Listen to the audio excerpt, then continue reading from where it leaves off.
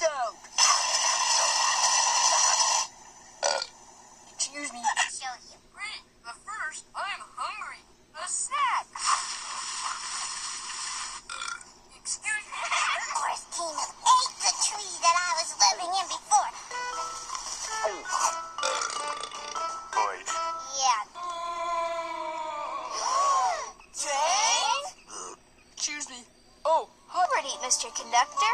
As omnivores, we had a little bit of everything, buddy. Yep, I'll pretty much try anything. Excuse me? Whoops. That's the dinosaur train. Time to go home, kids. Walk this way. Oh.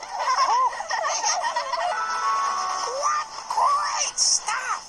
Bug stew, beetle broth, cockroach casserole. I could feast for ages.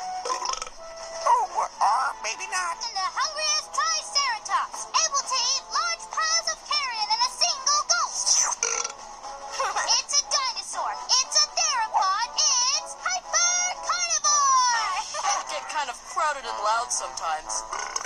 And they eat all the food